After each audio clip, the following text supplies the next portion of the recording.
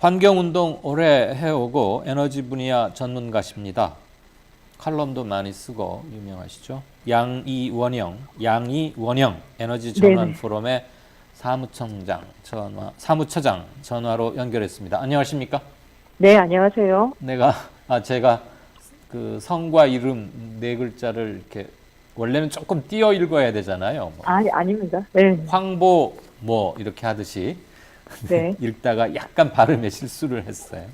아닙니다. 네, 회의 도중에 잠깐 나와서 전화에 응해 주시는 걸로 알고 있습니다. 우선 시청자를 대신해서 대단히 감사하다는 말씀 드리고요.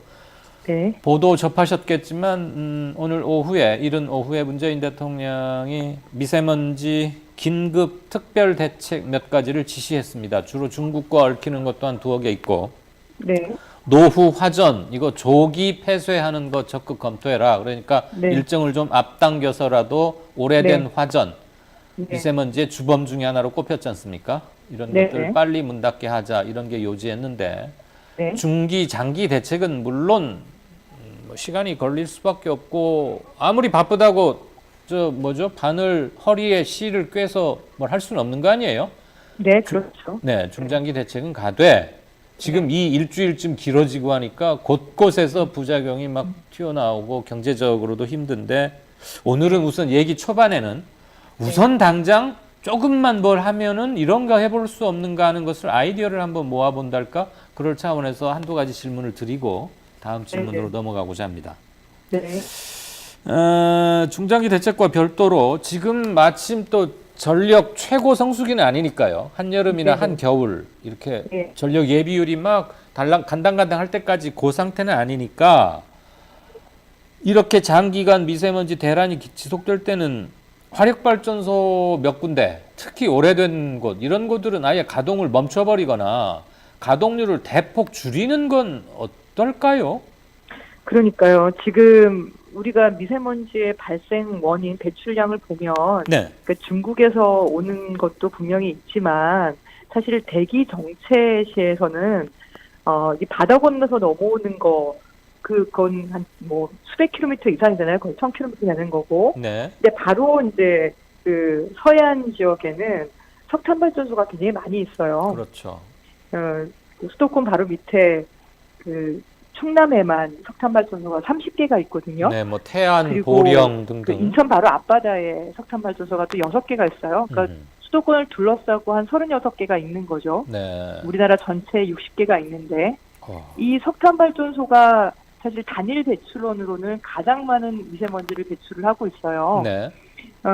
그거 말고 더 많은 미세먼지를 배출하고 있는 데가 이제 사업장들인데, 이 사업장은 전국에 뭐 거의 6만 곳이 되니까, 그거를 일일이 다 관리하기가 굉장히 어려운 상황이고, 그리고 또 경유자동차가 수도권의 미세먼지에서 굉장히 큰 영향을 미치는데, 네. 이건 또 997만 대가 전국에 있고, 그 중에 40%가 수도권에 몰려 있거든요. 네. 그러니까 여기 그러니까 1000만 대 중에 약 거의 400만 대가 대를 수도권에서 굴러다니고 줄이는 있다. 거는 네. 또 개개인의 역할이 또 필요한 거기 때문에 이건 중장기 역할인 거죠. 네. 그런데 단일 배출원으로 가장 많은 미세먼지를 배출하고 있는, 그리고 수도권이나 이런 서해안 쪽에 바로 영향을 미치고 있는 30개, 36개 이 정도의 석탄 발전소는 이렇게 미세먼지가 고농도로 있을 때 잠깐 가동을 중단해도 되지 않겠냐라고 저희는 보고 있는 겁니다. 예. 네, 현재 정부는 이제 노후 석탄을 셧다운한다, 가동 중단한다는 거를 현재 한 4개, 작년에 5개 했고 오늘 4개 정도 하고 있거든요. 근데 네.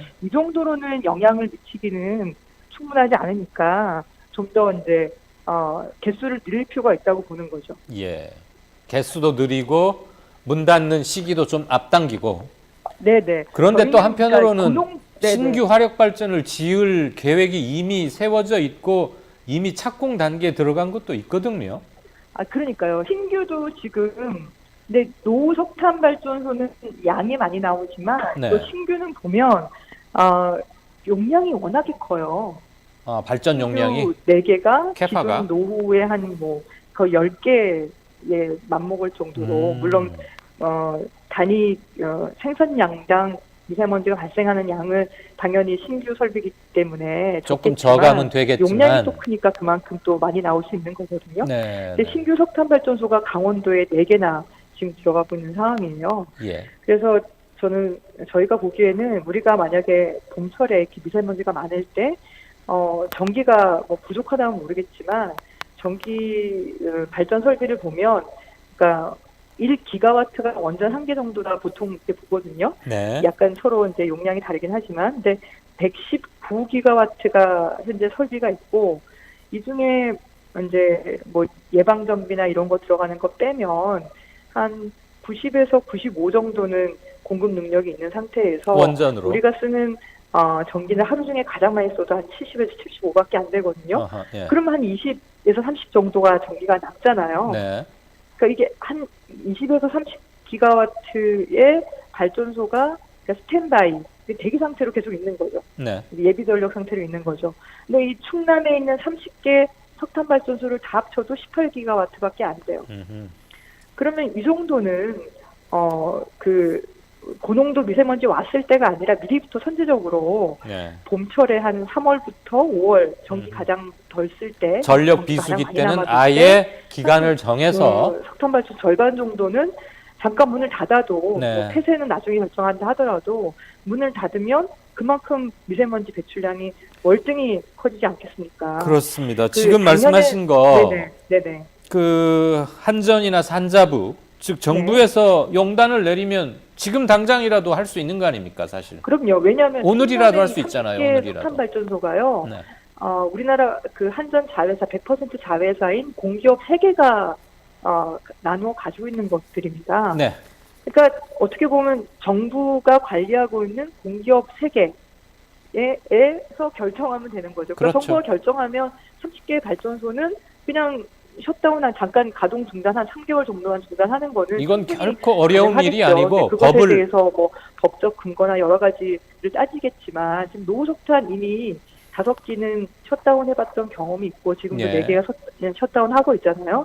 그럼 그걸 좀 개수를 늘리는 정도가 돼야지 우리가 이게 정말 특단의 대책이다 이렇게 생각할 수 있겠죠. 예. 작년에 5개 그거 3개월 줄이면서 어떤 효과가 있었냐면 네. 그 해당 지역 주변에 미세먼지가 4분의 1로 줄었어요. 근데 그거를 30개로 늘리면 훨씬 더 많이 줄겠죠. 그리고 그렇죠. 그 그거야 뭐 너무 영향 범위도 훨씬 상식적인 더 커질 결과이자 거고요. 당연한 그럼 거고요. 그런 효과가 즉각적으로 발휘가 될 테니까 그렇다고 해서 뭐 중국에서 넘어오는 미세먼지를 막을 수는 없겠지만 최소한 대기 정체가 될 때 국내에서 생산되는 미세먼지는 줄이니까 예. 농도는 훨씬 떨어질 수 있겠죠. 이건 또 뭐 법을 고쳐야 하는 뭐 국회를 통과해야 하는 사항도 아니기 때문에 그런 건 아니죠. 예, 이건 정부 결단만 네네. 있으면 오늘 그렇죠. 저녁에라도 당장 오늘 네. 자정을 기해서 그럼요. 당분간 네. 이 대기 정체가 해소될 때까지는 일단 셧다운 하겠다 이렇게 해도 충분히 가능할 것 같아서 제가 여쭤봤고요. 네네. 지금 그렇습니다. 중국 얘기를 네. 잠깐 하셨는데 중국과 우리 사이에 항상 얘기가 크게 엇갈리고 서로 주장하는 퍼센테이지도 다릅니다.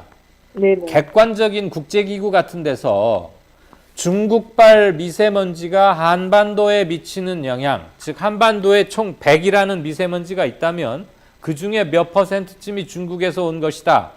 누가 이렇게 좀 알아듣기 쉽게 가르마를 타는 통계나 분석해 놓은 거 있습니까? 그걸 국제기구에서 이제 신뢰성 있게 이미 결정을 했으면 이렇게 다투지 않겠죠, 서로. 지금 한국, 중국, 일본이 예. 뭐 황산화물이나 질소산화물에 대해서 공동 연구를 오래 해오고 있어요. 예. 근데 미세먼지에 대해서는 아직 서로가 합의한 데이터가 없는 상태인 거죠. 그나마 이제 미국의 나사가 우리나라에 와서 이제 코러스 연구라 그러는데 코리아 USA 그래서 이제 줄임말로 코러스 연구에서 배출량과 그다음에 그 농도 상관관계라든가 여러 가지를 지금 재작년부터 이렇게 연구를 해오고 있는 상황이거든요. 나사가 그리고 우주에만 여기에 가는 게 아니고 그런 것도 해요. 서로 데이터 공유를 해서 정말 원인을 규명을 하자 이렇게 양국에서 논의를 하고 있는 중인 걸로 알고 있고요. 네. 그래서 저희도 중국에게 요구를 하려면 국내에서 미세먼지를 절감하기 위한 여러 가지 특단의 대책들을 좀 내야 되거든요. 예. 근데 국내의 미세먼지 발생량이 별로 안 줄어들었어요. 네. 근데 그 농도는 우리나라보다 훨씬 더 높긴 하지만, 근데 중국은 지난 5년 사이에 한 30%가 줄어들었거든요. 그러니까 이제 그쪽에서 큰 소리를 치는 거죠. 그래서 우리도 이런 외교적인 협상력을 가지려면 국내에서 미세먼지 배출량을 최대한 줄이는 노력들을 같이 가져가면서 이제 중국에다가 요구를 할 수 있지 않을까라고 생각을 합니다. 예. 현재로는 네. 국외 요인, 그러니까 중국만이 아니라 저기 몽골에서도 넘어오고 또 북한에서도 상당 부분 넘어와요. 예. 이런 국외 요인이 이제 평상시에는 한 30에서 50% 그리고 고농도 시에는 한 60에서 80%까지 올라가라고 얘기를 하고 있는데 잠깐만요. 이 데이터를 이제 중국에서는 신뢰하고 있지 않는 거고. 잠깐만요. 네네. 평상시에는 한 30에서 50. 30에서 50 정도. 그러니까 네네. 많으면 한 반가량은 우리 국외, 북한을 네. 포함한 국외에서 네. 오는 거고 네. 요 며칠 일주일 엿새째 계속되고 있는 이렇게 대기 정체로 인해서 공기가 꼼짝도 않고 갇혀 있으면서 기승을 부리는 요런 때에는 최대 70~80%가량이 외생 요인이다. 그거는 약간 다릅니다. 고농도시라고 얘기한 게 대기 정체랑 또 항상 같은 건 아니에요. 네. 그러니까 대기가 정체되면은 중국에서 오는 것보다 우리 내부에서의 요인이 더 크겠죠. 발생하는 정체되니까. 예, 정체된다는 거는 바람이 안 움직인다는 뜻이잖아요. 그러면서 지금 오늘 오후에 중국에서 또 추가로 넘어오니까 이제 문제가 생기는 거죠. 추가로 넘어오면서 이제 문제가 생기는 거라서 그러니까 대기 정체시에서는 국내 요인이 또 많은 고농도시가 있고 말고도 그냥 그 고농도의 중국 미세먼지가 그냥 덮치는 경우도 또 있는 거죠. 예. 그게 상황에 따라 다른 거고요. 그때 그게 작년에 이제 환경부에서 최대 발표한 80%다. 게 이제 고농도시의 60에서 80%가 얘기를 한 건데 네. 이게 이 모델링에 대해서 이제 문제 제기를 받은 거죠. 왜냐하면 데이터를 중국 거는 2010년 걸 쓰고 우리나라는 2014년 걸 쓴 거 아니냐 이런 문제 제기를 받으면서 뭐 다시 논의가 되면서 지금은 또 뭐 40% 정도가 해외 요인이다 이런 얘기들이 계속 되고 있는 상황입니다. 근데 중요한 건 양쪽이 신뢰하는 가운데 공동의 데이터를 가지고 그 논의를 하고 그 연구를 하는 게 지금은 중요한 것 같습니다. 예, 그거 뭐 너무 당연한 말씀 같고요. 네네. 보수적으로 아직은 그게 없다는 잡더라도 거죠. 최소한 네네. 30~40% 네네. 조금 더 잡으면 반가량은 우리 네네. 국내 유발 먼지들이고 네. 반가량은 국외로부터 한반도로 네네. 넘어온 날라온 것들이다. 네. 이렇게 정리를 네네. 하면 일단은 네네. 되겠네요. 네네. 그 정도로 가야죠. 네. 예.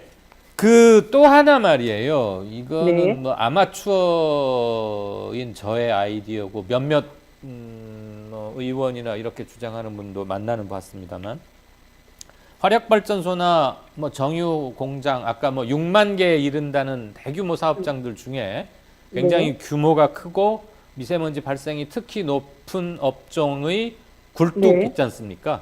네, 네. 배출가스 굴뚝 끝부분에 네. 이제 공기로 이렇게 뿜어져 나오는 거기에다가 대형 스프링클러 같은 걸 만들어 가지고 또는 미세먼지 집진 장치가 있으면 더욱 좋겠고 하다못해 스프링클러 같은 거라도 해서 원천적으로 그 공중으로 막 뿜어져 나오는 순간에 먼지는 물로써 어떻게 좀 잡아버리는 거 이런 것도 큰 돈 들이지 않고 바로 할 수 있지 않을까 싶은데 너무 그게 이제 먼지만 나오는 게 아니라 네. 미세먼지는 먼지 1차적으로 배출되는 먼지보다 네. 2차 생성물이 훨씬 더 많거든요. 2차 2차 생성물은 황산화물이라든가 질소산화물 같은 건데 예. 이런 거는 말씀하신 그런 걸로 이렇게 쉽게 잡히지는 않는 거죠. 그래서 집진 시설과 이런 황산화물이나 질소산화물 자체를 이제 줄이는 그런 이제 배출 저감 시설이 필요한 거고요. 네. 그런 배출 저감 시설은 이제 상당한 비용들이 들어가는 거죠.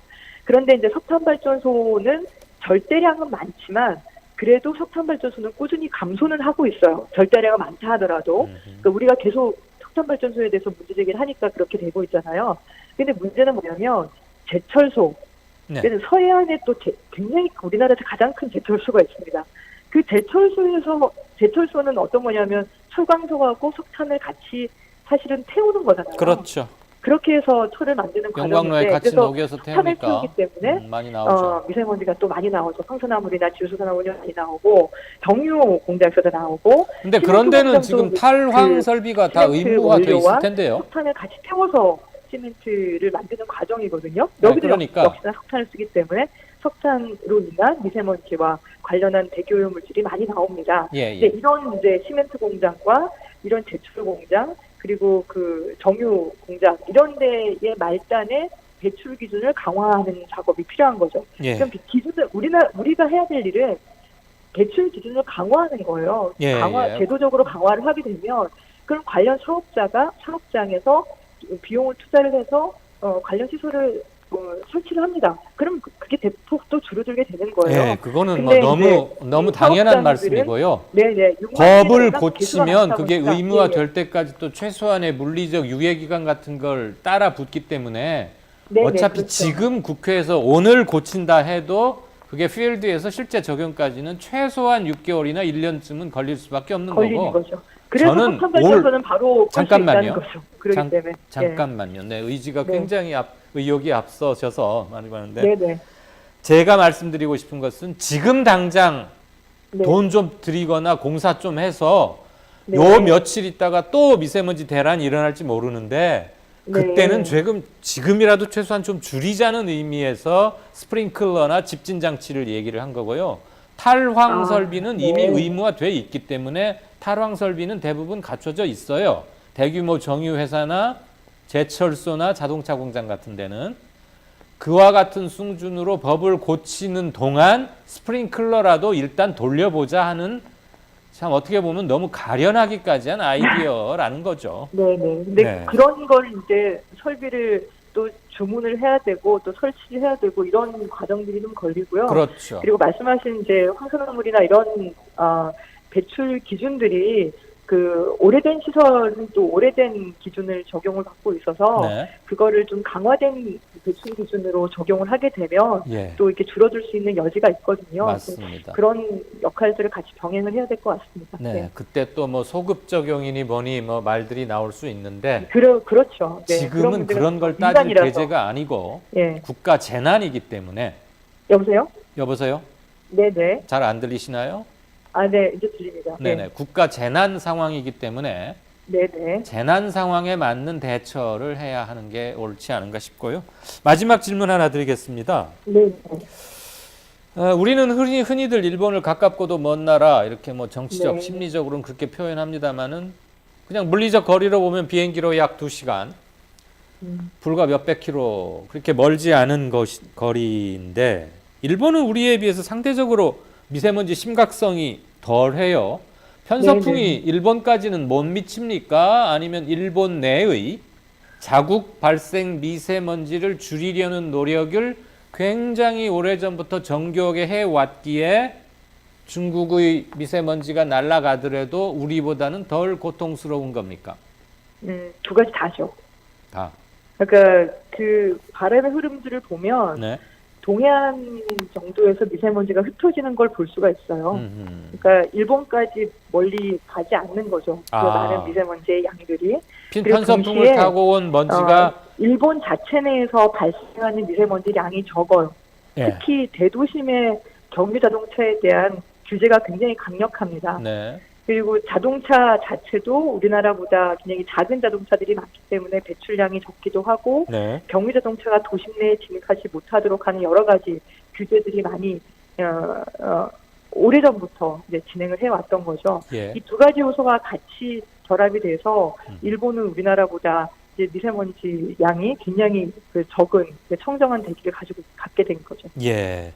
일단 중국 또는 몽고발 미세먼지가 우리는 거의 무방비 상태로 직접적 타격권 안에 들어있는데 동해쯤 가서는 기류가 약간 변하면서 우리께 그냥 그대로 일본까지 쫙 그대로 가지는 않는다 이거네요. 일단. 그렇죠. 네네네. 네, 그런 점이 네. 가까운 거리지만 또 그런 기류 변화는 확실히 있군요. 네네.